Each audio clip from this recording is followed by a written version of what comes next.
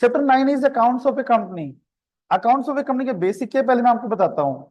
जो सेक्शन से कवर करता है that is 128 to 138, total section सब इतने पढ़ने वाले हैं इसमें।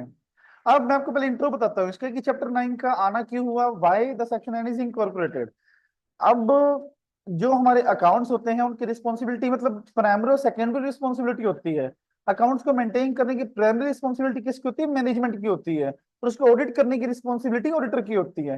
तो सबसे पहली बनाने की रिस्पॉन्सिबिलिटी किसकी, मैनेजमेंट की। और सही बनाने की रिस्पॉन्सिबिलिटी भी किसकी, मैनेजमेंट की। मैनेजमेंट में कौन आते हैं, अपने बोर्ड ऑफ डायरेक्टर्स। अब क्योंकि डायरेक्टर्स शेयर होल्डर्स के एजेंट होते हैं, share holders day to day operation में इंडल्ज नहीं होते, उनका विश्वास किस पे टिका होता है, डायरेक्टर्स पे टिका होता है कि जो भी वो बुक्स ऑफ अकाउंट ड्रॉ करेंगे वो ट्रू एंड करेक्ट करेंगे। और डायरेक्टर को रेगुलेट करने के लिए या फिर उनके फाइनेंशियल स्टेटमेंट प्रोसेस को रेगुलेट करने के लिए चैप्टर 9 ड्राइव किया गया, that is accounts of a company. जो डील करता है सेक्शन 128 टू 138 में, जो बताता है कि अगर डायरेक्टर्स बुक्स ऑफ अकाउंट्स बनाते हैं तो क्या क्या प्रोविजंस उसको फॉलो करने पढ़ेंगे। The deals with chapter number 9 accounts of company. क्योंकि डायरेक्टर शेयर होल्डर के एजेंट होते हैं और उनको अपनी फाइनेंशियल रिजल्ट डिस्क्लोज करने होते हैं, तो कहीं वो कुछ गलत स्टेटमेंट ना डाल दे या कुछ मिस स्टेटमेंट ना डाल दे, फॉर्मेट गलत ना उठा ले। तो इसीलिए चैप्टर 9 उसको रेगुलेट करता है कि किस तरह से आप अपने अकाउंट फ्रेम कर सकते हो। सबसे पहला सेक्शन अपना आता है that is books of account to be kept by the company. Section 28 बोलता है कि कौन कौन से बुक्स ऑफ अकाउंट कंपनी को बनाने की नीड पड़ती है। यहाँ पे हम तीन चीजें पढ़ेंगे। पहली टर्म हम पढ़ेंगे बुक्स ऑफ अकाउंट, दूसरी टर्म हम पढ़ेंगे बुक्स एंड पेपर्स, तीसरी टर्म हम पढ़ेंगे books note books it's financial statement. सबसे पहला हमारा आता है what is books of account, कि बुक्स ऑफ अकाउंट क्या होता है। Books of account deals with the statement of all the sum received and expense, जैसे एक्सपेंस वाउचर्स हो गए, नोट एक्सपेंस बुक हो गई, और हमारी कैश बुक हो गई, रिसिप्ट बुक हो गई, sale book and purchase book, asset registers and liability registers and cost record, these all are covered under books of accounts. मतलब कैश बुक होगी जैसे हमारी, एक्सपेंस लेजर्स हो गई, सेल बुक होगी, परचेज बुक होगी, एसेट रजिस्टर हो गया अपना, लायबिलिटी शीट हो गई अपनी, ये सारे किस में कवर होते हैं, हमारे बुक्स एंड अकाउंट्स में। अगर बात की जाए बुक्स एंड पेपर, बड़ा ही आसान और बेहतरीन टर्म है ये। बुक्स एंड पेपर क्या होता है, जैसे मान लो मैंने मानसी को 1 लाख रुपए की सेल की है, अब इनके सेल ट्रेडिंग के सेल में दिख रही है कि मानसी को 1 लाख रुपए की 24 सितंबर को सेल हुई है। अब सेल हुई है तो इसका कोई इनवॉइस भी होगा, डेफिनेटली सी बात है। तो उस इनवॉइस को हम क्या बोलते हैं, books and papers. All type of agreements, all type of minutes, all type of vouchers, all type of deeds, all type of invoice are covered under books and papers। मतलब हर एक एंट्री का, हर एक particular का जो sporting होता है उसको हम क्या बोलते हैं, बुक्स एंड वाउचर्स। और नॉट ओनली इनवॉइस, मैं एग्जांपल दे रहा हूं आपको। अगर हमारी मीटिंग हुई है, कोई मीटिंग की मिनट्स बनी है, तो मिनट्स भी किस में कवर होंगी, हमारी बुक्स एंड पेपर्स में।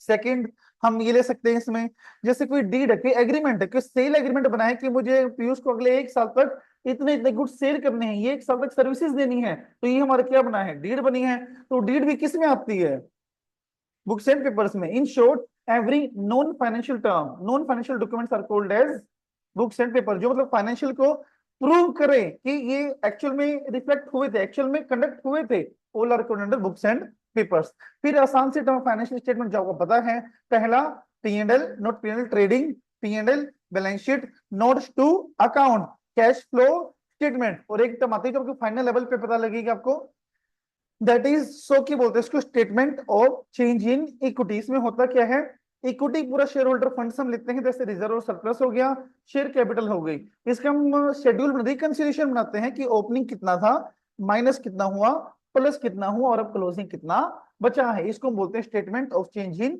इक्विटी। अब ये 4 स्टेटमेंट मैंने आपको बताई, हाईलाइट करते रहना साथ साथ, बुक को ओपन कर,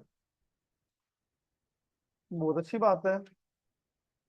एफएस बैलेंस शीट हो गया, पीएनएल हो गया, कैश फ्लो स्टेटमेंट होगी, statement of change in equity हो गया, every type of notes to account हो गए, all are covered under financial statements.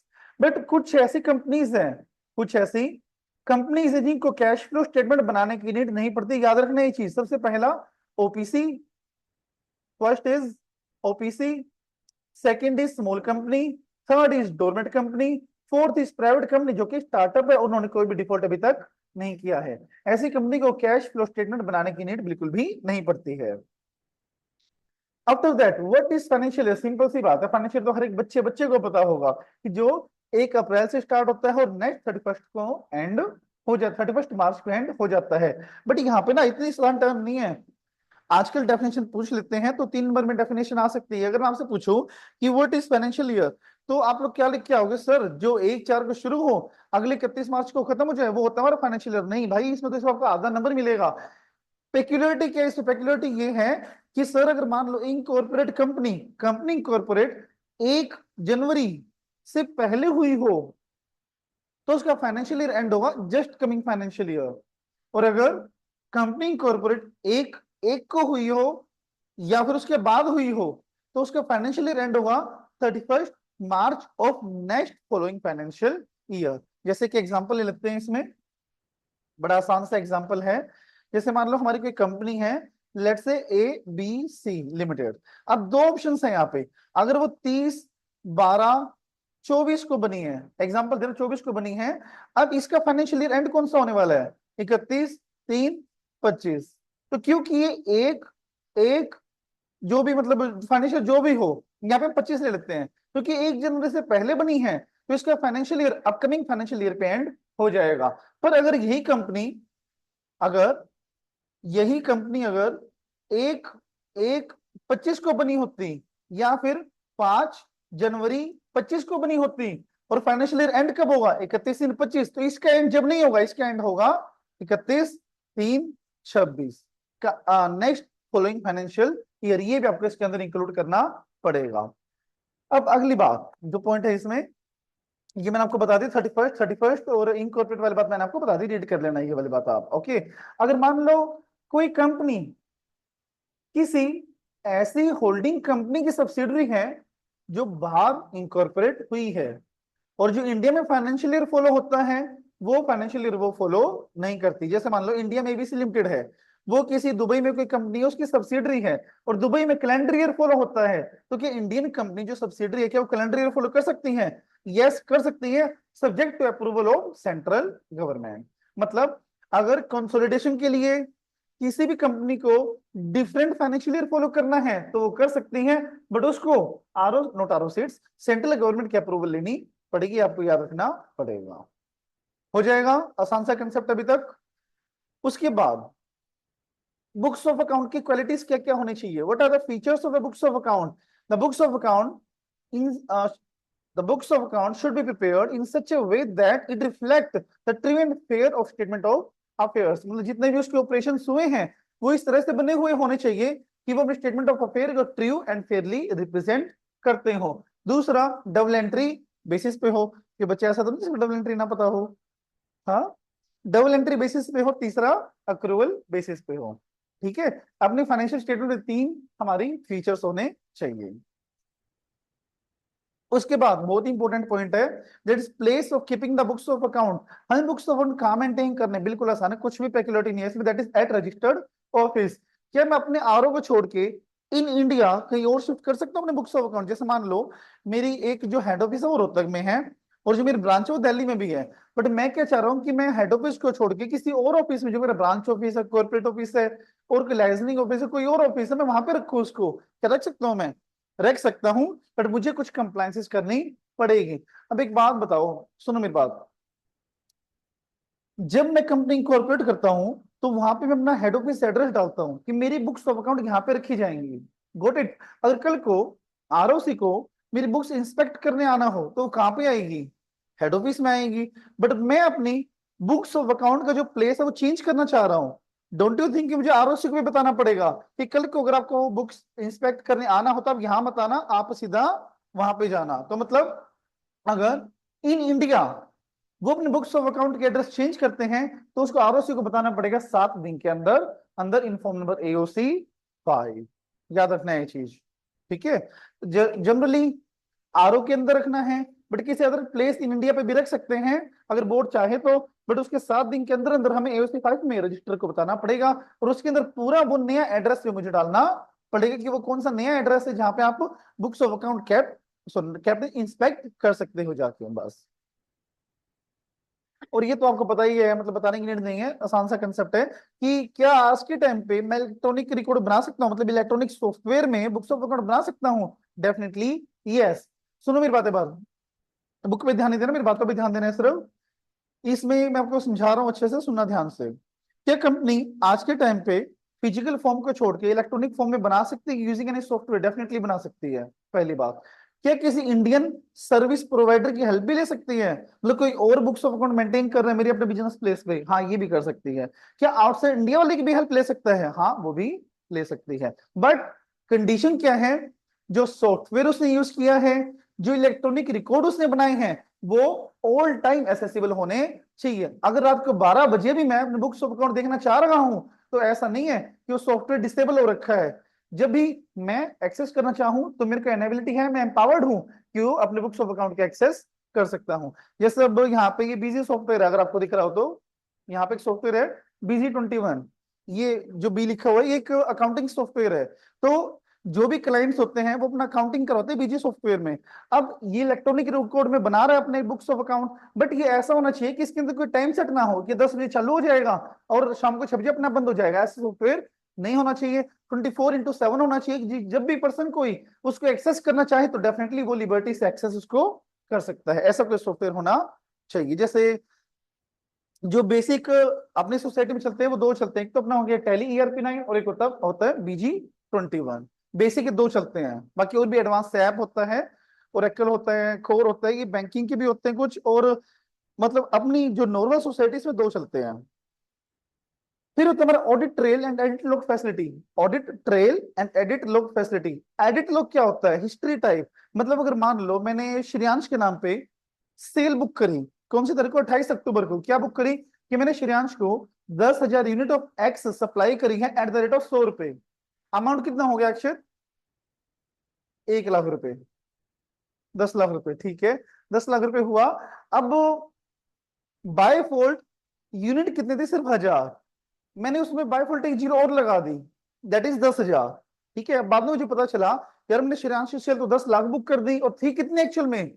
1 lakh बस। तो मुझे उसको क्या करना पड़ेगा? रेक्टिफाई करना पड़ेगा। रेक्टिफाई करने के लिए जो इलेक्ट्रॉनिक सॉफ्टवेयर में मैंने इसकी जर्नल एंट्री पास की थी वो मुझे चेंज करनी पड़ेगी।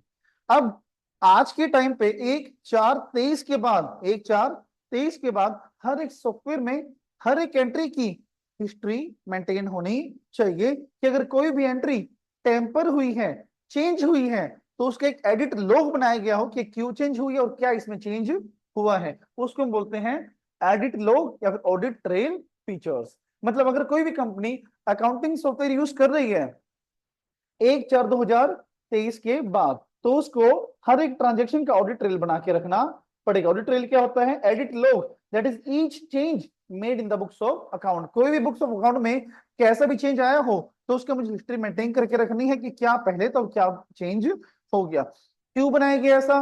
ताकि अगर मान लो सेल कम करनी हो, मतलब मेरा कोई ना मैनिपुलेटिव, मतलब क्या बोलते हैं उसको, मैलिशियस मोटिव हो। जैसे मान लो मेरी सेल बढ़ गई, 10 लाख एक्चुअल में सेल थी, अब प्रॉफिट उससे बढ़ गया।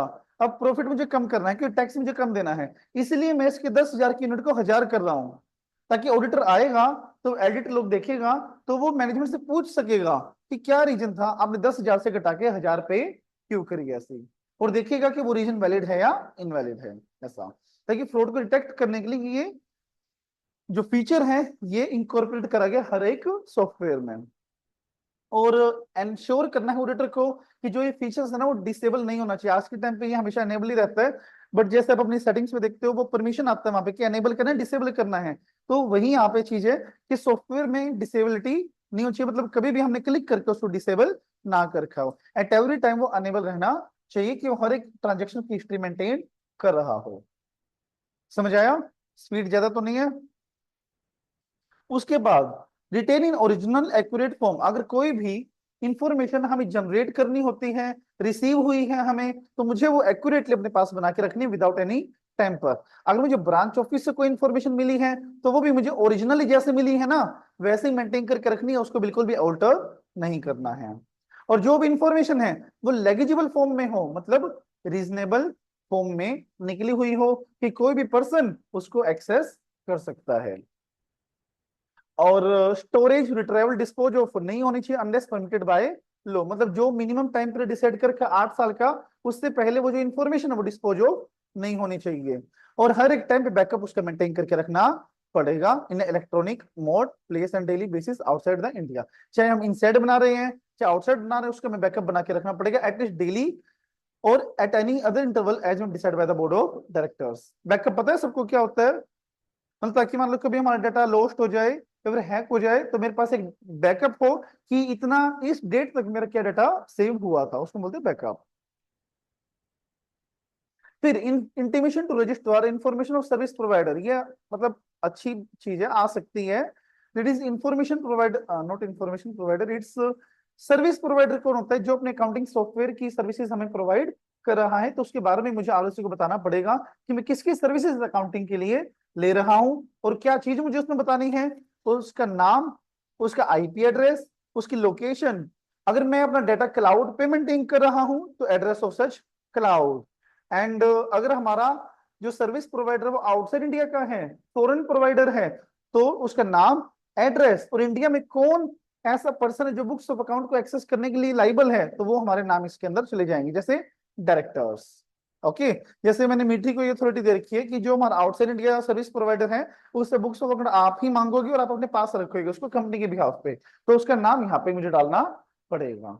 ओके, तो पॉइंट हमने क्या पढ़ा अभी? अगर मैं किसी सर्विस प्रोवाइडर की सहायता ले रहा हूं for the preparation of our financial statement, तो मुझे आरएससी को क्या क्या चीज बताना पड़ेगा? उस इंफॉर्मेशन प्रोवाइडर का नाम, एड्रेस, आईपी एड्रेस, अगर क्लाउड पे मेंटेन हो रहा है तो क्लाउड का एड्रेस, और अगर आउटसाइड इंडिया है तो आउटसाइड इंडिया वाले का जो भी ग्लोबल लोकेशन नंबर हमने पढ़ा था पहले, उस टाइप का कोई, उसका एड्रेस, उसका नाम, और इंडिया में कौन ऐसा पर्सन है जो उससे बुक्स ऑफ अकाउंट मंगवाने के लिए लाइबल है, एम्पावर्ड है, तो वो मुझे यहाँ पे डालना पड़ेगा। फिर इंस्पेक्शन बाय डायरेक्टर, बड़ा आसान सा कंसेप्ट है। क्या बुक्स ऑफ अकाउंट को डायरेक्टर्स इंस्पेक्ट कर सकते हैं? डेफिनेटली कर सकते हैं, बट अगर हमारे बुक्स ऑफ अकाउंट उस सब्सिडरी से रिलेट करती है जो आउटसाइड इंडिया सिचुएटेड है, अगर डायरेक्टर किसी भी बुक्स ऑफ अकाउंट को एक्सेस करना चाह रहे हैं तो डेफिनेटली बिजनेस आर में वो कर सकते हैं। बट अगर बुक्स ऑफ अकाउंट ऐसे हैं जो किसी फॉरेन सब्सिडरी के हैं और वो बाहर ही बनाए गए हैं, तो पहले उसको रिक्वेस्ट करना पड़ेगा और रिक्वेस्ट के 15 दिन के अंदर अंदर उसको वो रेलिवेंट इंफॉर्मेशन सर्व करनी पड़ेगी। बस सिंपल सी बात है। करो जल्दी, हाईलाइट करो। पीयूष आपने हाईलाइट नहीं किया हुआ, करो। हो गया। और एक पॉइंट इसमें ये, इंस्पेक्शन वो कैसे कर सकता है? जब उसको ऑथराइज किया गया हो बोर्ड ऑफ डायरेक्टर्स ने और ड्यूरिंग बिजनेस आवर करना है, और डायरेक्टर खुद ही कर सकता है, अपने लीगल हायर के एजेंट को ऑथराइज नहीं कर सकता बुक्स ऑफ अकाउंट का एक्सेस करने के लिए। मतलब सिर्फ डायरेक्टर को पावर दी गई है कि किसी भी सब्सिडरी को जो फॉरेन में है उसको एक्सेस कर सकता है during business hour after making the request. बस उसका पीओए या उसका एजेंट या उसका एलआर एक्सेस नहीं कर सकता। बस ये बात है इसमें, और कुछ भी नहीं है। अभी मैंने आपको क्या बताया इसमें? मैंने आपको ये बताया बाहर भी हम बुक्स ऑफ अकाउंट मेंटेन कर सकते हैं, अगर डायरेक्टर इंस्पेक्ट करना चाह रहा है बुक्स ऑफ अकाउंट को, अगर इंडिया में है तो ड्यूरिंग बिजनेस आवर वो इंस्पेक्ट कर सकता है, अगर आउटसाइड इंडिया है तो पहले वो रिक्वेस्ट करेगा बाहर इंडिया को, रिक्वेस्ट करने के 15 दिन के अंदर अंदर वो रिक्वेस्ट को एक्सेप्ट करेंगे और जो रेलिवेंट इंफॉर्मेशन डायरेक्टर ने मांगी है वो उसको सर्व की जाएगी। प्रिजर्वेशन पीरियड आपको सबको पता है, दैट इज 8 ईयर्स। 8 ईयर कहां से श्रेयांश?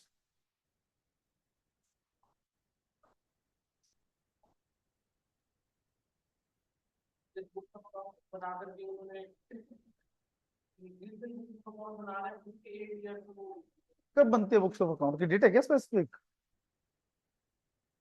बनती थोड़ी है, वो तो वहां तक का डाटा हम उठाते हैं, बनने की ऐसी कोई डेट थोड़ी होती है।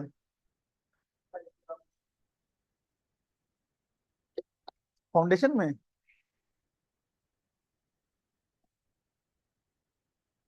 देखो, 8 ईयर्स हम कहां से लेंगे? Immediately preceding the relevant financial year, जिस फाइनेंशियल ईयर की बुक्स ऑफ अकाउंट है उससे अगले 8 साल, जैसे फाइनेंशियल ईयर कौन सा गया अभी? 23-24, तो जो 23-24 के बुक्स ऑफ अकाउंट है वो 23-24 से अगले 8 साल तक मुझे गुड ऑर्डर में प्रिजर्व करके रखनी पड़ेगी। अगर सीजी ने कोई लॉन्गर पीरियड डायरेक्ट किया हुआ है मोर देन 8 ईयर्स, तो वो पीरियड मुझे एक्सेप्ट करना पड़ेगा। पेनल्टी कितनी? अगर मान लो कोई भी डिफॉल्ट हुआ सेक्शन 128 में, तो MD, WTD, CF or any other person will be liable to a penalty of 50,000 rupees to 5 lakh rupees, याद रखना है चीज। समझ आया?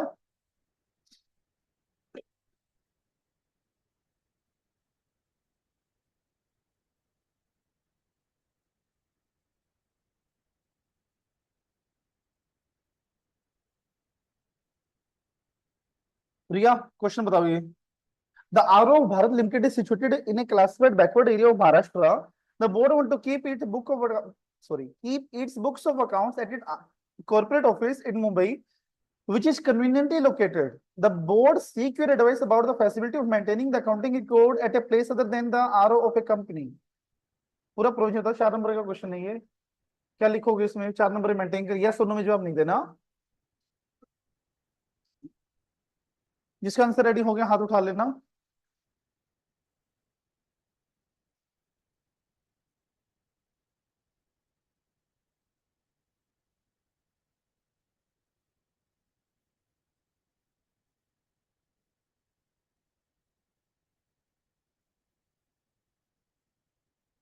नहीं, अक्षर हिंदी में बता दे।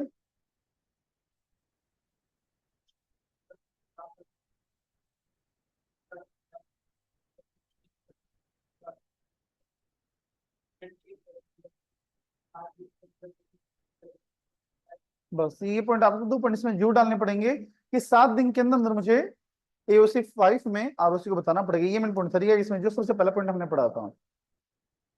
आफ्टर दैट कौन बताएगा ये? Question 4. Harry Limited is a company registered in Thailand. SKP Limited is a wholly owned subsidiary of a company of Harry Limited decided to follow a different financial for consolidation of its account. Is it possible? Raise your hand जिसका answer ready हो गया। Good. आप दोनों नहीं आता?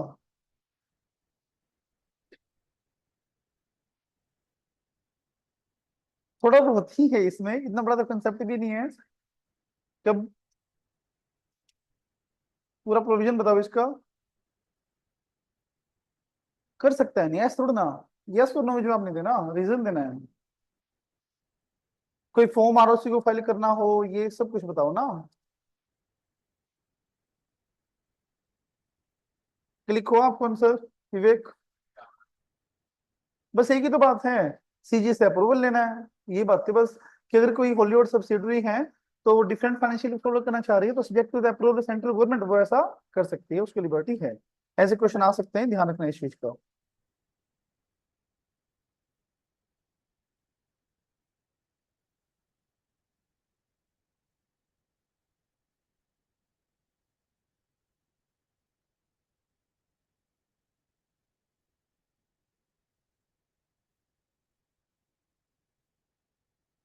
उसके बाद हमारा सेक्शन है section 129, that is financial statement. अब ये मैं आपको पहले भी बता चुका हूँ कि फाइनेंशियल स्टेटमेंट के फीचर्स कैसे होने चाहिए। Shall give a true and fair view as per the accounting standards होना चाहिए एंड शेड्यूल 3 के फॉर्मेट में होना चाहिए। अब जो सेक्शन 129 है वो इन इन कंपनीज पर अप्लाई नहीं होता। फर्स्ट कौन सा? Insurance companies, second banking company, third electricity generating company and fourth other class of company. पर ऐसा क्यों? क्योंकि इन कंपनीज के ऊपर इनके खुद के स्पेसिफिक एक्ट अप्लाई होते हैं, इसलिए इन पर कंपनीज एक्ट अप्लाई नहीं होता है। फाउंडेशन में जब सबसे पहला कंपनीज एक्ट हमने किया था तो पहले ही पेज पे क्या लिखा हुआ था? This act will not be applicable to following class of company. 7-8 companies दी हुई थी इसमें, इलेक्ट्रिसिटी हो गया, इंश्योरेंस हो गया, बैंकिंग हो गया, अदर क्लास ऑफ कंपनी जो भी सेंट्रल गवर्नमेंट ने प्रिस्क्राइब करी हुई है वो सब। अच्छा, एक लाइन का मतलब बताना। If the matters which are not required to be disclosed as per the governing act, then non-disclosure shall not be considered as not presenting a true and fair view. Raise your hand अगर आपको इस sentence का meaning समझ में आ गया तो। इतना basic मतलब है, मैं क्या बताऊं बस। आगे प्रवीण बताओ।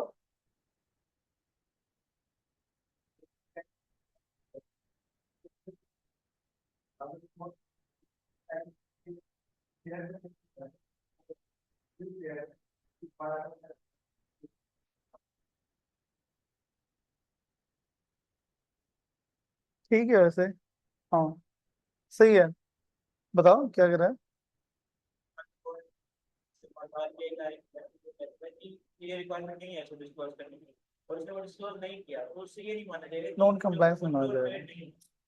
बिल्कुल सही था दोनों का। देखो, मान लो जैसे बैंकिंग कंपनी जो प्रवीण ने बताई, उसमें कोई ऐसी इंफॉर्मेशन जो कॉन्फिडेंशियल और डिस्क्लोज नहीं करना चाह रहे, बैंकिंग एक्ट के अनुसार वो डिस्क्लोज करने की नीड नहीं है, बट कंपनीज एक्ट के अकॉर्डिंग वो डिस्क्लोज करने की नीड है। बताओ लितेश, क्या वो नॉन कंप्लायंस माना जाएगा? बैंकिंग एक्ट के अनुसार वो अगर डिस्क्लोज नहीं किया तो कुछ नहीं होगा, बट कंपनीज एक्ट के अकॉर्डिंग नहीं किया तो पेनल्टी लगेगी। क्यों? Exactly exactly. मतलब अगर नॉन डिस्क्लोजर मैंने एज पर स्पेसिफिक एक्ट किया है, तो वहां पे मुझे पेनल्टी, नॉन कंप्लायंस तो बिल्कुल भी नहीं माना जाएगा। ये बात है यहाँ पे जो आपको पढ़नी है। उसके बाद CFS, what is CFS? That is consolidated financial statement. जब कंपनी की एक या एक से ज्यादा सब्सिडरीज हो, एसोसिएट्स हो, तो उसको अपने के साथ साथ एक CFS भी बनानी पड़ेगी, अपनी सब्सिडरी को जोड़ के, एसोसिएट को जोड़ के और जॉइंट वेंचर को जोड़ के, और सारी की सारी SFS एंड CFS AGM में लेट का मतलब रखनी पड़ेगी, मेंबर्स के सामने प्रेजेंट करनी पड़ेगी। अब सेलिएंट फीचर्स ऑफ सब्सिडरीज, एक मुझे अलग से स्टेटमेंट बनानी है AOC 1 में, that contain the salient features of subsidiary और associate companies. Manner of consolidation, consolidation की मैनर क्या होंगी? कुछ नहीं, शेड्यूल 3 के अकॉर्डिंग और एज पर अकाउंटिंग स्टैंडर्ड्स के अकॉर्डिंग। मतलब CFS भी वैसे ही बनेगी जैसे SFS बनेगी, जस्ट कंसोलिडेट मुझे किसके अकॉर्डिंग करना है, जो शेड्यूल में बातें बोली गई हैं, बस। ये दो भी होल्ड करो, एक्सेप्शन मैनर। अब यहाँ पे प्रिपरेशन किसके अकॉर्डिंग करना है? जो SFS, SFS क्या होता है? स्टैंड अलोन फाइनेंशियल स्टेटमेंट के बनाने के रूल्स रेगुलेशंस है, वही CFS पर अप्लाई हो जाएंगे। ये दो मैंने छुड़वाए नहीं है, लास्ट में करेंगे हम, ये चैप्टर कंप्लीट होएगा जब उस टाइम पे। उसके बाद डिस्क्लोजर ऑफ डेविएशन, इसमें भी सुनो 3 नंबर का क्वेश्चन आ सकता है, ध्यान से सुनना क्या चीज है ये।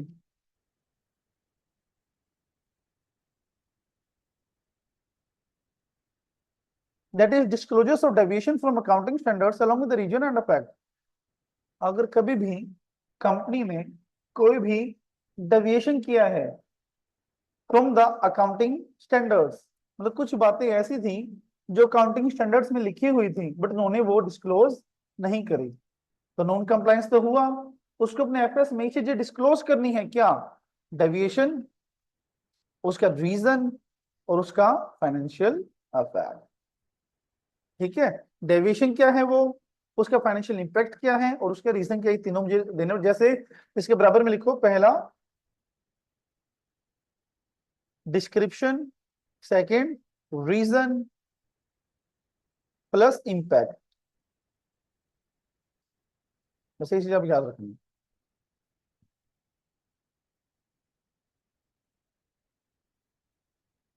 Done everybody? Very good. अब CG बाय ऑर्डर पास की, सिर्फ रीडिंग की है, पढ़ने की मतलब याद करने की बात नहीं है ये। जो CG है वो नोटिफिकेशन पास करके किसी भी कंपनी को एग्जाम कर सकते हैं from the requirement given under above. Government company के सिर्फ रीड कर लेना ओनली। फिर पेनल्टी आती है अपनी, अगर कोई भी 129 का प्रोविजन कॉन्ट्रावेन हुआ, तो MD है, WTD है, CFO है या कोई और पर्सन है, अगर अलग अलग हैं तो मेंशन्ड ऑफिसर के ऊपर ये पेनल्टी अप्लाई हो जाएगी। अगर अलग अलग डायरेक्टर्स नहीं है, तो सारे डायरेक्टर्स नहीं अलग अलग, तो जितने भी डायरेक्टर्स हैं उनके ऊपर इंप्रिजनमेंट अप टू 1 ईयर्स और फाइन 50,000 टू 5 लाख रुपीज है, दोनों भी उसमें लग सकते हैं। मतलब अलग अलग, मतलब MD अलग है, WTD अलग है, CFO अलग है, CEO अलग है, तो पर्सन मेकिंग द डिफॉल्ट, जिस डायरेक्टर ने डिफॉल्ट किया है उसके ऊपर पेनल्टी इंपोज हो जाएगी। बट अलग हायरार्की नहीं है, तो सारे डायरेक्टर्स पे मिलके पेनल्टी इंपोज हो जाएगी। कितने लितेश? Imprisonment up to 1 years and fine 50,000 to 5 lakh rupees.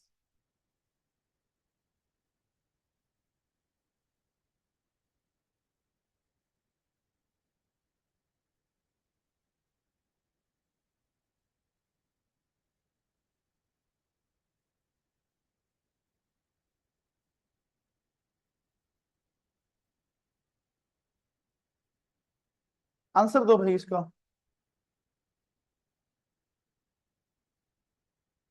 Play station 3। सिर्फ हैंड रेस करना, आंसर नहीं बताना किसी को भी, खुद पढ़ो और खुद बताओ।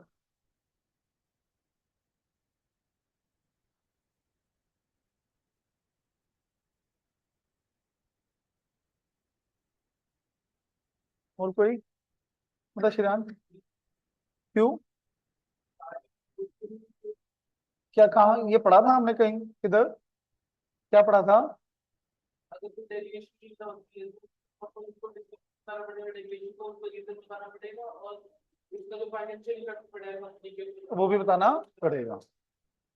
ठीक है, एक पॉइंट और था इसमें, आई थिंक सो।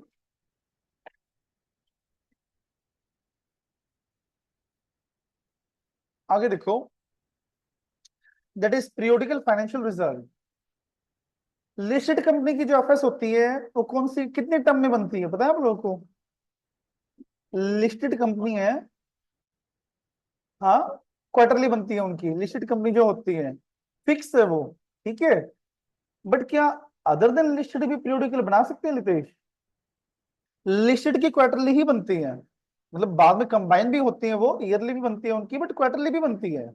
बट क्या अदर देन लिस्टेड को बनाने की नीड है? ऐसे कोई पीरियोडिकल हो भी सकता है और नहीं भी, depend upon the direction of the central government. अगर कभी सेक्शन 129 ए क्या, पीरियोडिकल फाइनेंशियल रिजल्ट, अगर कभी सेंट्रल गवर्नमेंट रिक्वायर करती है ऐसी क्लास ऑफ अनलिस्टेड कंपनी कि इन अनलिस्टेड कंपनी को अपनी जो एफएस है तो पीरियोडिकल बेसिस पे बनानी है, तो उस अनलिस्टेड कंपनी को अपनी एफएस पीरियोडिकल बेसिस पे बनानी पड़ेगी और उसकी लिमिटेड रिव्यू भी करवानी पड़ेगी। और वो पीरियड एक्सपायर होने के 30 दिन के अंदर अंदर वो पीरियोडिकल स्टेटमेंट मुझे आर ओ सी को भी बतानी पड़ेगी। ठीक है Jatin, difference between audit and review, difference between audit and review.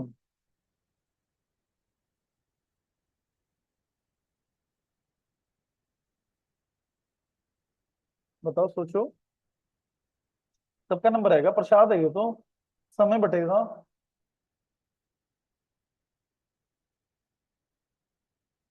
बता पीयूष।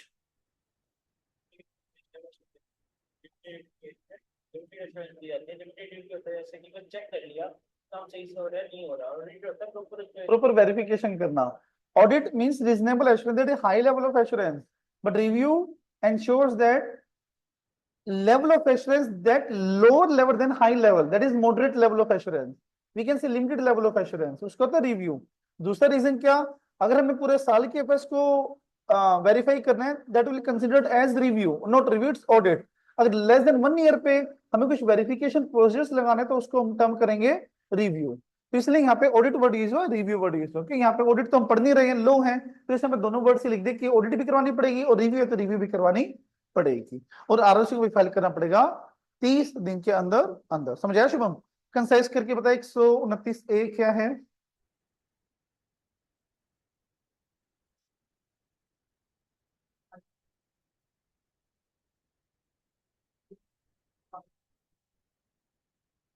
पीरियोडिकल क्या होता है?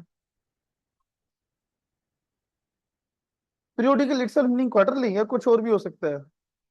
चार चार चार नहीं हो सकता, 4 4 महीने की 3 नहीं हो सकती, तो 6 6 महीने की 2 नहीं हो सकती। तो पीरियोडिकल कोई भी पीरियड हो सकता है, मतलब इसका मतलब हार्ड क्वार्टर नहीं है। खुद एक एग्जांपल था, चाहे वो 6 महीने का डायरेक्ट करे, 4 4 महीने की 3 डायरेक्ट करे, या 3 3 महीने के 4 क्वार्टर लेट डायरेक्ट, वो डिपेंड करता है। ठीक है, और उसको वो क्वार्टर एक्सपायर होने के बाद, जो पीरियड है वो एक्सपायर होने के बाद 30 दिन के अंदर अंदर आरओसी को डिलीवर करना पड़ता है।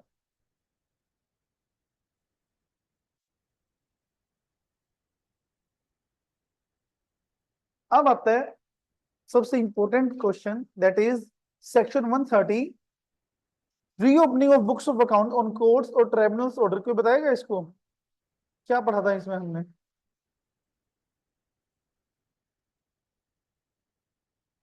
किसने बोला था? चलो कुशागर बताएगा।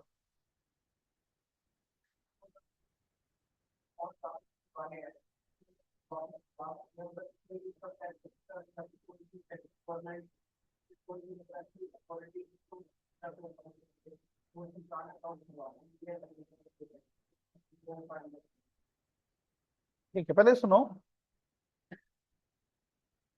पहले बेसिक बताता हूँ मैं, फिर हम जो एक कंटेंट दिया हुआ ना वो है जो आपको पेपर में लिख के आना है, इसमें से आपको एक पॉइंट भी लेफ्ट आउट नहीं करना है। और जो ऊपर है वो थोड़ा सा डिटेल्ड में वो भी पढ़ाऊंगा मैं आपको। अगर मान लो कभी आईटीओ को, मतलब इनकम टैक्स ऑफिसर को, सीजी को, सेबी को, या किसी अदर कंसर्न्ड पर्सन को ये लगता है कि जो कंपनी की एफएस है वो फ्रॉडलेंट मैनर में बनी है, या फिर उसके जो अफेयर्स हैं वो पब्लिक के लिए सही नहीं है, तो ये लोग एक एप्लीकेशन फाइल कर सकते हैं ट्राइब्यूनल को for reopening of companies books of accounts. अब ट्राइब्यूनल अदर अथॉरिटीज को नोटिस देगी। लेट्स से एप्लीकेशन आईटीओ के पास से आई है, तो ट्राइब्यूनल अदर अथॉरिटीज से पूछेगी इनसे कि आप भी ये समझते हो कि आपका भी यही रिप्रेजेंटेशन है कि हम कंपनी ने गलत बनाए हैं, और ये अदर अथॉरिटीज उसको रिप्रेजेंटेशन देंगी हाँ हमारा भी यही सुझाव है कि कंपनी ने बुक्स ऑफ अकाउंट सही से नहीं बनाई है। अगर ट्राइब्यूनल उस रिप्रेजेंटेशन से सेटिस्फाइड हो जाती है कि एक्चुअल में ही बुक्स ऑफ अकाउंट फ्रॉडलेंटली बनी है, तो वो एक ऑर्डर पास करेगी, order for recasting of books of account to the company. ये तो हमारा बेसिक प्रोविजन।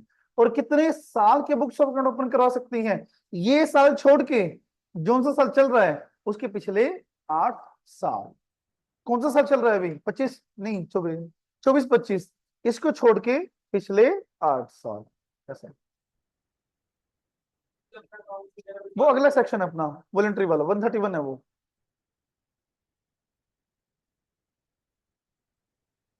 अब दूसरा केस क्या आता है, जैसे अदर अथॉरिटीज को एप्लीकेशन दिया, अब अदर अथॉरिटीज ने भी आईटीओ से एग्री किया कि हाँ एक्चुअल में वो फ्रॉड है, तो मैंने आपको बता दिया क्या करता है। बट अदर अथॉरिटीज क्या कह रही है, नहीं रिजेक्ट, भाई हमें तो ऐसा नहीं लगता कि कंपनी ने कुछ डिफॉल्ट किया है, तो अल्टीमेटली ट्राइब्यूनल देखेगा कि पॉइंट क्या है।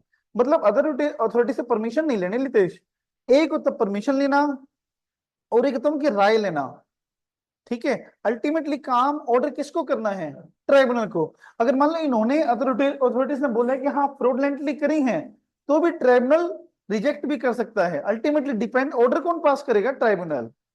चाहे अदर अथॉरिटीज बोले हाँ फ्रॉडलेंट है, चाहे वो बोले नहीं है, वो सिर्फ उनकी राय लेगा और देखेगा कि उन्होंने क्या बोला है।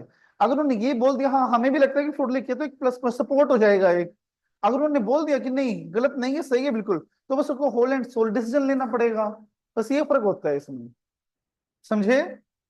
मानसी पिछले कितने साल, कहां से 8 साल, ये वाला छोड़ के पिछले 8 साल तक।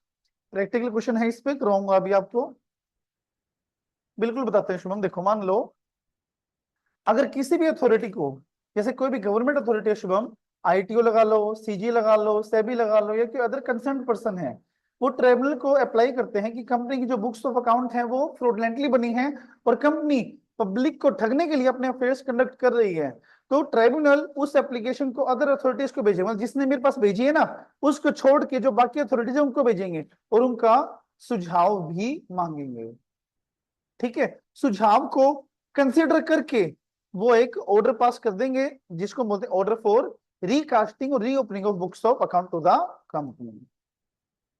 बस ये वाली बात है, समझे।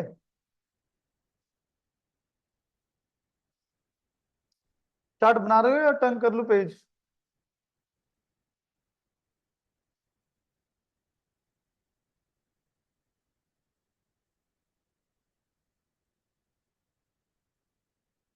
क्या हुआ जतिन, बताओ, पूछो मुझसे। सर 1 मिनट राधिका, जतिन पूछ रहा है कुछ। और किसके एफएस पे करेगा, मतलब कंपनी की रीओपनिंग करवाना तो उसी की एफएस प्रोडेंटली होनी चाहिए जतिन। हाँ जी राधिका बताइए। सर ये वाली बात कहाँ लिखी है कि अगर फ्रॉड नहीं हुआ तो? फ्रॉड नहीं हुआ तो जो आपने बोला ना कि फ्रॉड हुआ तो वो करेंगे, और अगर फ्रॉड नहीं हुआ तो ट्राइब्यूनल देखेगी, वो कहाँ पे लिखा हुआ है? बताता हूं मैं आपको। देखिए अब पढ़ते हैं कंटेंट को। The company shall not recast its FS unless application is made by CG, ITO, SEBI and other person concerned and order is made by the tribunal। जब तक इन बंदों के कहने से ट्राइब्यूनल ऑर्डर ना दे दे तब तक कंपनी अपनी बुक्स ऑफ अकाउंट रीओपन नहीं करेगी। अगर ट्राइब्यूनल को लगता है कि जो हमारी एफएस वो फ्रॉडलेंट मैनर में बनी है और जो उसके अफेयर्स हैं वो मिसमैनेज हैं, तो फिर वो रीओपनिंग का ऑर्डर पास कर देगी। Court shell give notice to CG, income tax authority or other authorities and take into consideration the representation before passing any order। ये यहाँ लिखी हुई राधिका कि अदर अथॉरिटीज को वो नोटिस देगी और उनकी रिप्रेजेंटेशन देखेगी कोई ऑर्डर पास करने से पहले, और वो जो ऑर्डर आएगा, वो जो रिप्रेजेंटेशन आएगा वो सपोर्टिव होगा, नॉट अ कंक्लूसिव कि जो उन्होंने बोल दिया वही मानना है मुझे, वो एक सपोर्टिव होगा। अगर वो उन्होंने बोल दिया कि हमें फ्रॉडलेंट है तो वो सपोर्ट हो जाएगा मेरे पास, हमें उन्होंने ही बोला तो पक्का कुछ गलत होगा। अगर उन्होंने मना कर दिया तो और मुझे लगता है इंडिपेंडेंट ट्राइब्यूनल को कि नहीं कुछ तो गलत है, ओके, तो वो whole and sole independently pass कर देगा order without taking to the consideration given by the CG और एनी अदर अथॉरिटीज। समझाया? Okay sir. कोई डाउट यहां तक किसी को? हजम करो इस कंसेप्ट को दोबारा से अपने आप। और टाइम लिमिट क्या? Order for reopening only relate to 8 financial years immediately preceding the current financial year. जो करंट फाइनेंशियल ईयर अभी चल रहा है उसको छोड़ के पिछले 8 साल। अगर सेंट्रल गवर्नमेंट ने किसी भी फाइनेंशियल ईयर के बुक्स ऑफ अकाउंट को लॉन्गर पीरियड के लिए बनाने के लिए रखा हुआ है कि जैसे 10 साल के लिए मेंटेन करने हैं आपको, तो उसकी रीओपनिंग पिछले 10 साल के लिए भी हो सकते हैं, ये आप ध्यान में रखना। समझा गया? आगे चल सकता हूं मैं। Next is 131, that is voluntary revision of financial statement. Voluntary का मतलब क्या आता है? शू मोटो। शू मोटो। अब एक प्रवीण एक बात बता, यहाँ पे इसका मतलब क्या है कि ट्राइब्यूनल बिना किसी की एप्लीकेशन से कर सकता है रिकास्ट, ये कंपनी अपने आप करवा सकती है? ट्राइब्यूनल अपने आप रिकास्ट का ऑर्डर पास कर सकता है without making any application by CG और एनी अदर अथॉरिटीज, या कंपनी भी रिवाइज करवा सकती है? हाँ, तो वॉलंटरी यहाँ पे वो नहीं है, वॉलंटरी है voluntary revision of by financial sorry bye the company itself, तो खुद भी रिकास्टिंग करवा सकती है। समझे बात को? Voluntary revision. इसके चार्ट देखो, बड़ा आसान सा है जो आपको याद रखना है। सुनो, वैसे तो नहीं इसमें इतना भर भर के कंटेंट दिया हुआ है, बट जो रेलिवेंट है ना वो सिर्फ इतना है, जितना हमने आपको चार्ट बना के दिया है।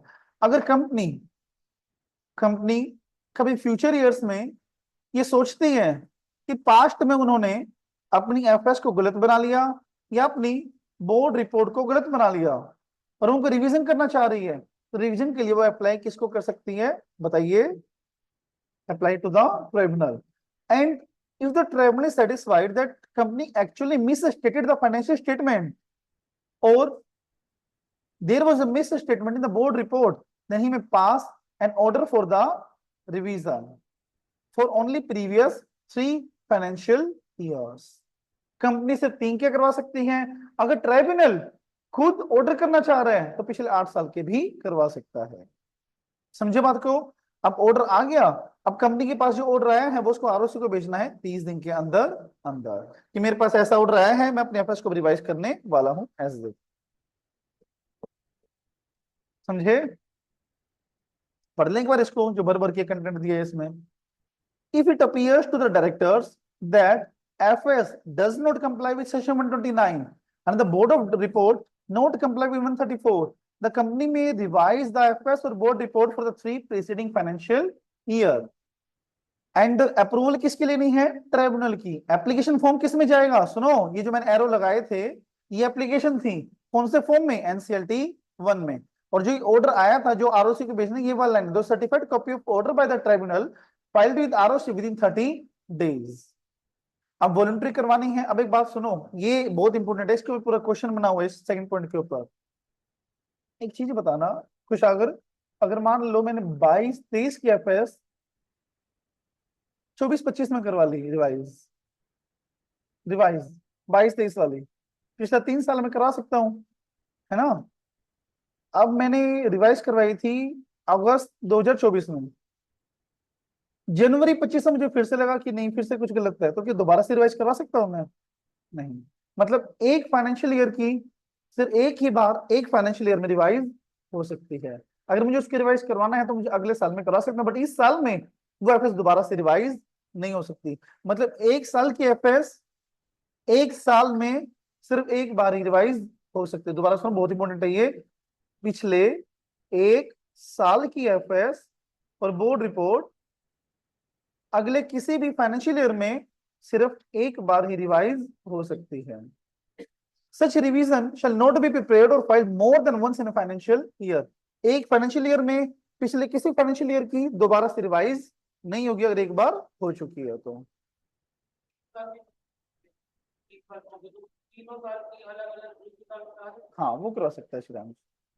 ठीक है, बोलो, डाउट है कोई? हजम करो इस कंसेप्ट को।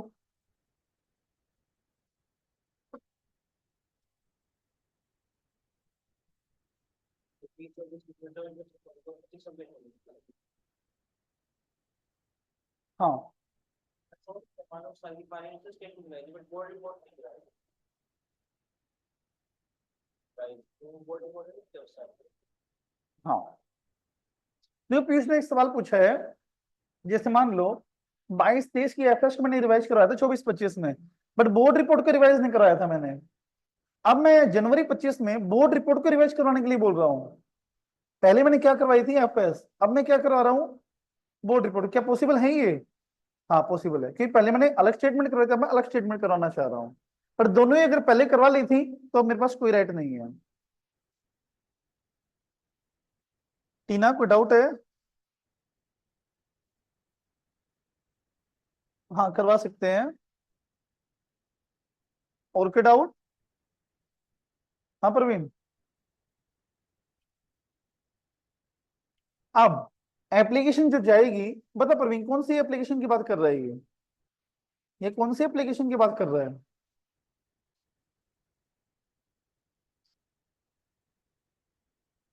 हाँ कौन से फॉर्म में? एन सीएलटी कौन से, वन वन या टू में? वन में। उसके कंटेंट की बात कर रही है कि उस एनसीएलटी वन की एप्लीकेशन में क्या क्या कंटेंट जाएगा। पहला, फाइनेंशियल ईयर जिसकी मैं रिवाइज कर, ऑब्वियस सी बात है ना, अगर अप्रूवल मुझे लेनी है तो ये तो मुझे डालना पड़ेगा ना। Name and contact of MD वगैरह का सारा। ऑडिटर का, कि ऑडिट पिछले साल की हो चुकी है, ऑडिटर कब जाना चाहिए, अगर चेंज हुआ है किसी में भी तो चेंज मुझे डालना है, रीजन क्या है, बोर्ड रेजोल्यूशन की डेट क्या है, और अगर मेजोरिटी ऑफ डायरेक्टर चेंज हो गए तो मुझे वो भी डिस्क्लोज करना पड़ेगा। मुझे उस बात को एडवर्टीज भी करना है, इसे पढ़ लेना, याद मत करना, इसको एडवर्टीज भी करना है, ऑडिटर को भी नोटिस देना है, ट्राइब्यूनल ऑर्डर पास करेगी, ऑर्डर पास करने से पहले अदर अथॉरिटीज की रिप्रेजेंटेशन भी लेगी, उनको नोटिस देगी कि हम ऐसा ऐसा रिवाइज करने जा रहे हैं।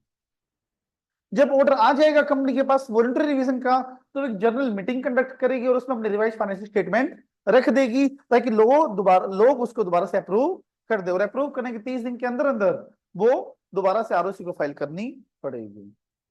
आया समझ में? दोबारा बता रहा हूं मैं, सुनना ध्यान से, छोड़ दो पेन मैन एक बार। देखो,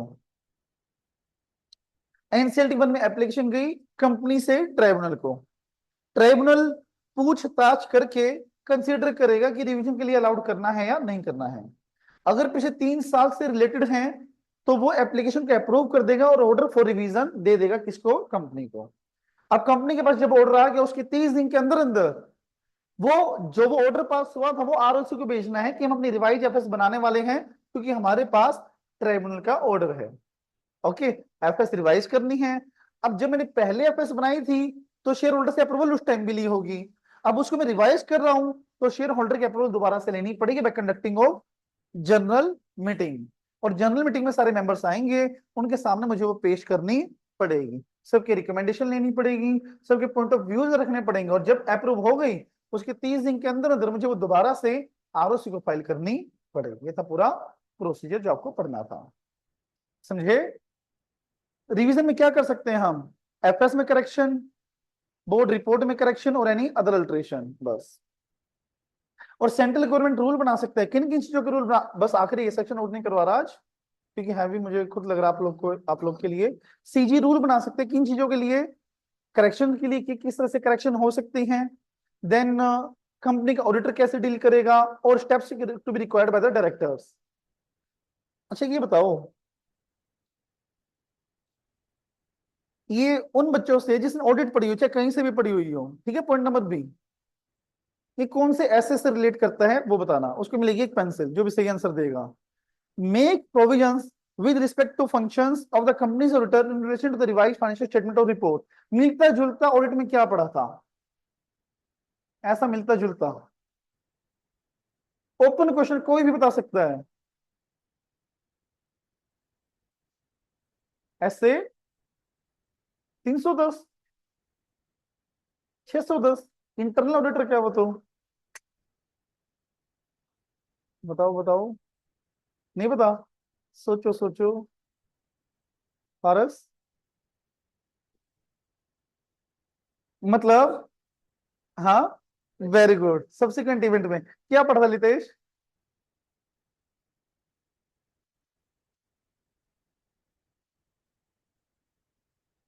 ऐसा मतलब था क्या सब्सिक्वेंट इवेंट में कि 560 था अपना ऐसे, फिर मान लो कोई ऐसा इवेंट हुआ that leads to revision of FS.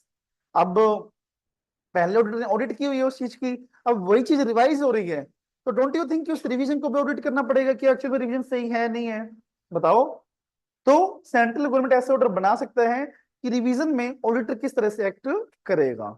ये था प्रोविजन हो ऐसे 560। वेरी गुड लितेश, सही क्लिक किया आपने, तो आपकी पेन से। वेरी गुड, आगे देखो। चलो आज इतना ही करें बस, ठीक है। और करने की हिम्मत है क्या, करवा दो एनएफआरए और? छोटा तो कोई नहीं, फिर तो बड़े ही हैं। करवा दो या क्वेश्चन करवाऊं, एक क्वेश्चन करवा देता हूँ।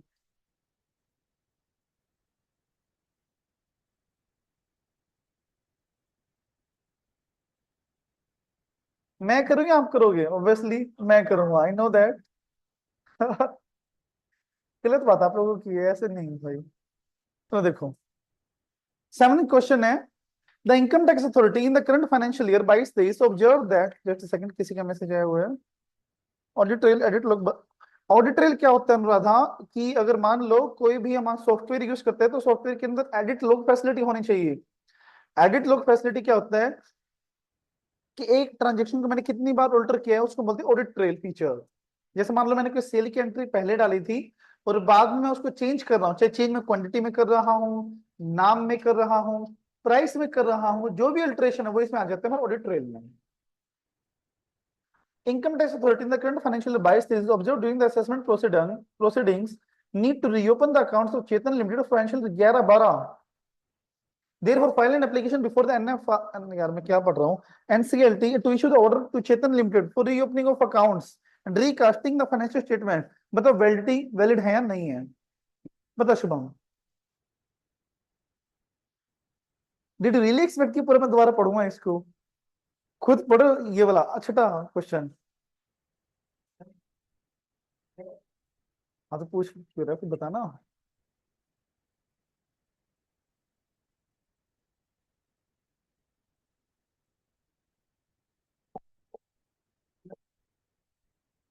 क्या 10 साल पुराना है, क्वेश्चन तो समझा पहले।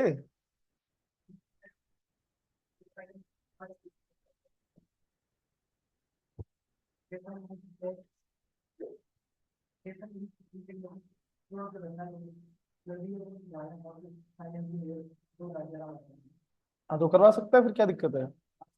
8 साल तक क्या करवा, कैसे फ्रेम करेगा आंसर, सब तो आप बताओ। हाँ, चल लिखो फिर, मैं लिख रहा हूँ।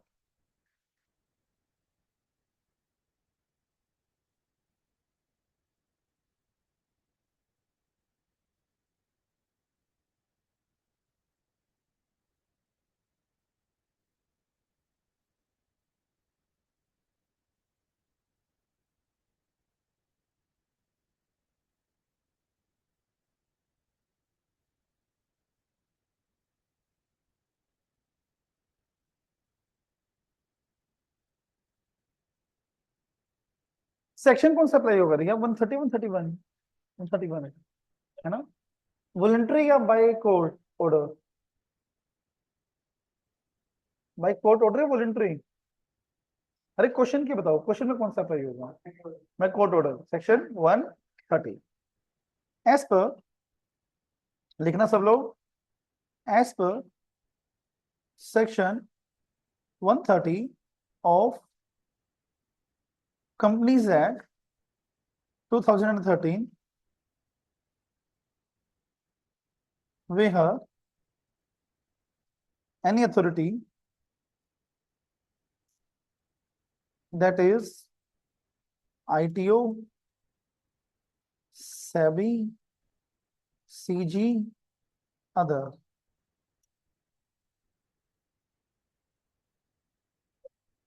वो वर्ड क्लिक नहीं कर रहा है, क्या बोलते हैं उसको? अगर कोई भी अथॉरिटी ये समझती है या फिर ये सोचती है कि उसकी गलत बनी हुई है, not consider is any authorities, not suspect with any other authority need to, no no not need to, हाँ is of the opinion, very good, other authority is of the opinion is of the opinion that FS or board report of the company has not been complied with the provisions or opinion that affairs of company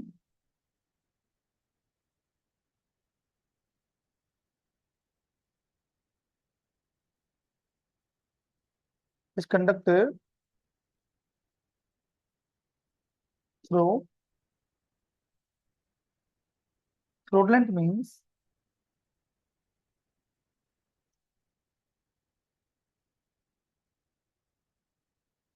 then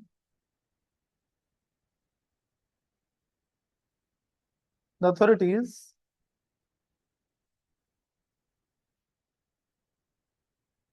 can make an application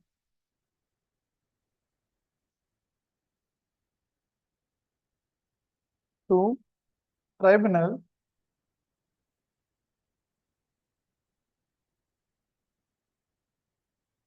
to reopen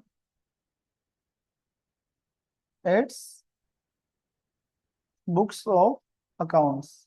क्या हुआ?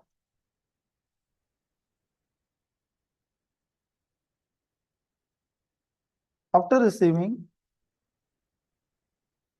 application,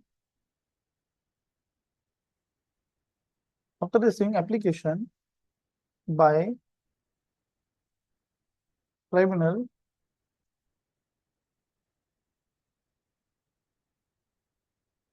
the notice shall be given to other authorities and take into consideration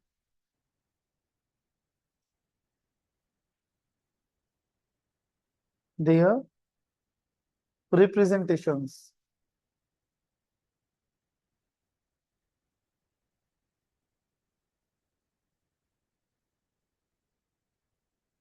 If ultimately tribunal, if ultimately tribunal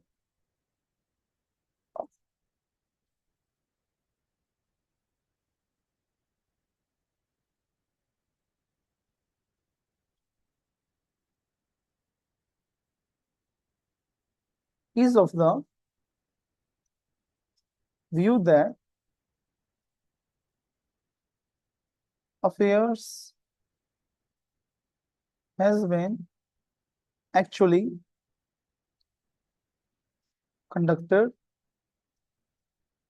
fraudulently, then tribunal may pass an order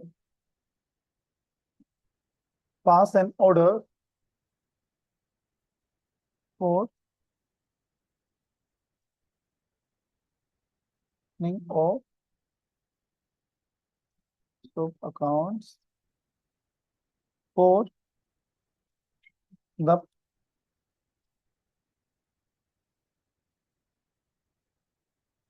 previous 8 financial years.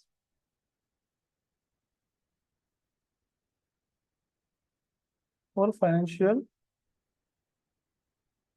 years. बस और तो कुछ नहीं था ना उसमें। अब आगे अपना फैक्ट। हियर ITO, पहले बता रहा हूँ आपको, फैक्ट एज इट इज चिपकाना नहीं होता। क्वेश्चन के 8 लाइन का क्वेश्चन तो as it is copy paste करना है, उसकी समरी 3 या 4 लाइनों में बनानी होती है बस। ITO make N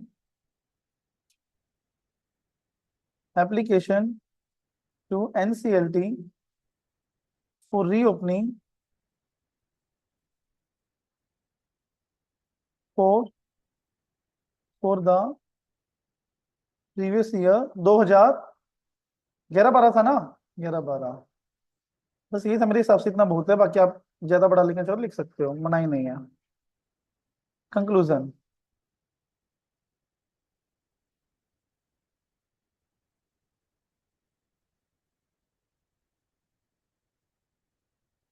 based on the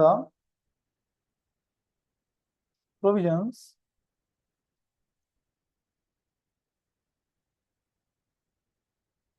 explained above,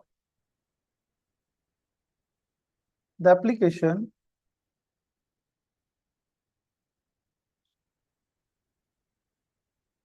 made by ITO is invalid. Is invalid as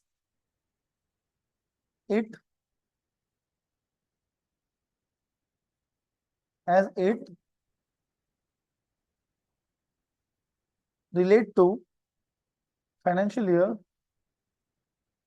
which beyond के बाद क्या ना हेल्पिंग वर्ब आनी चाहिए, कि मैं लिखना चाह रहा हूँ कि जो 8 साल से ज्यादा है, बियॉन्ड द 8 years, क्या लिखे, which beyond the prescribe limit, beyond the prescribe time of 8 years। बस ये आपका था पूरा क्वेश्चन कंप्लीट। कितना प्यारा क्वेश्चन था ये, देखो ये कंप्लीट क्वेश्चन है आपका। ठीक, इसको डाउट है?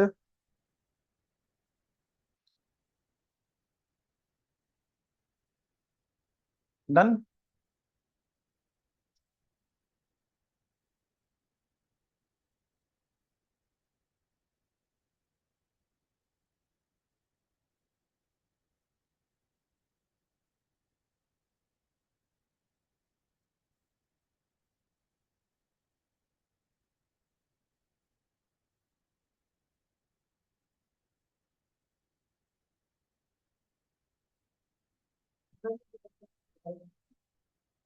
इट,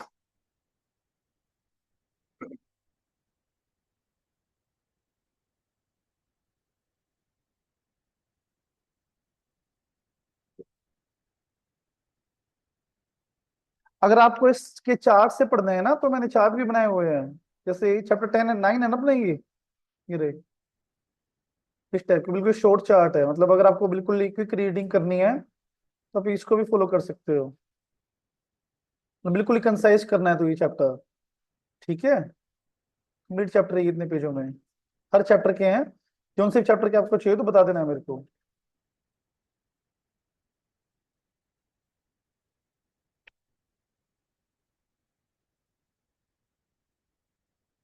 बस करो भाई, एक क्वेश्चन के लिए इतना टाइम नहीं होता, अपनी स्पीड बढ़ाओ, ऐसा नहीं होता।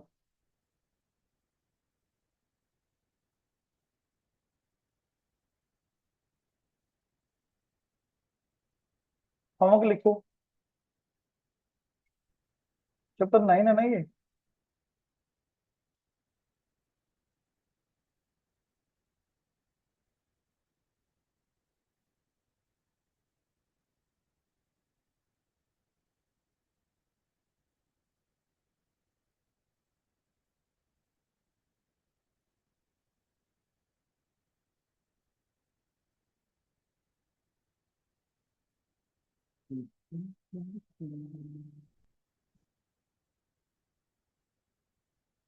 क्वेश्चन 7।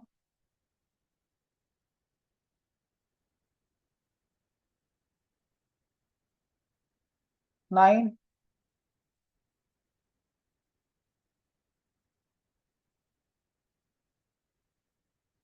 13। वेट देख लेता हूँ मैं, ये अपने कर लिया ना, ये कर लिया हमने थोड़ा, अभी किया है ये भैया। हाँ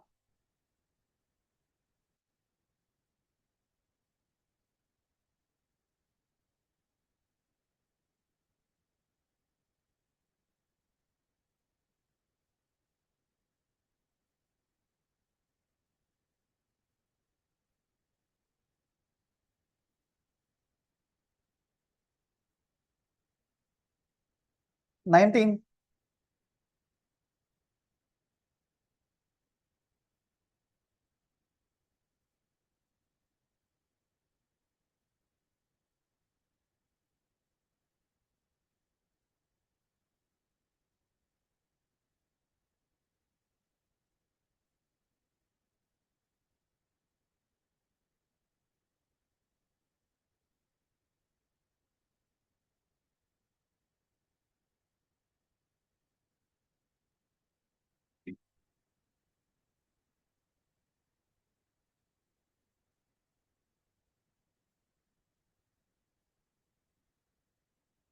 थर्टी वन। बस कितना क्वेश्चन हुए? बस तो 4 ही हुए हैं। एक आपने 10 किया है, 13 किया था आपने, पूछ चलो लिया। चलो, 20 पेजेस में इतने कवर हो रहे हैं, इतने कराना। हाँ। क्या? क्यों? क्वेश्चन तो अलग है उसका, क्वेश्चन भी सेम है। छोड़ दो उसको, कोई बात नहीं, कर दिया भी ठीक है, जिसे नहीं किया उसके भी ठीक है, छोड़ दो। हाँ, स्टेटमेंट चेंज नहीं होनी चाहिए, बता रहा हूँ क्वेश्चन की। एक नाम भी चेंज नहीं होना चाहिए, वो आप देख लो बस।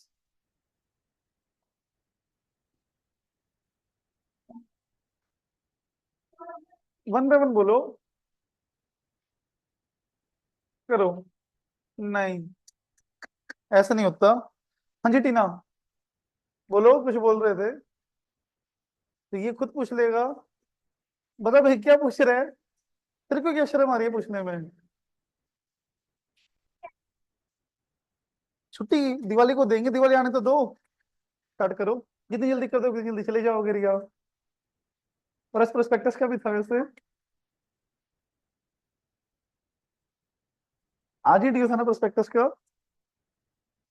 आज ही था, आज ही था। पोस्टपोन किसने किया पोस्टपोन? मैंने कब किया था? श्रेयांश, अपीयर कर बैठ के। क्या? अभी देना है प्रोस्पेक्टस का? वो तो कल ड्यू था ना, कल तो आए नहीं आप। झूठ मत बोल, नहीं पता था। ये बात नहीं पता कि चैप्टर पूरा होने के बाद टेस्ट होता है अगले दिन? दिलजीत के कॉन्सर्ट में जाने का टाइम है तेरे पास ये टाइम है कि सर से पूछ ले कि सर टेस्ट है या नहीं है। पहले क्या था? सुनने में तो आया था।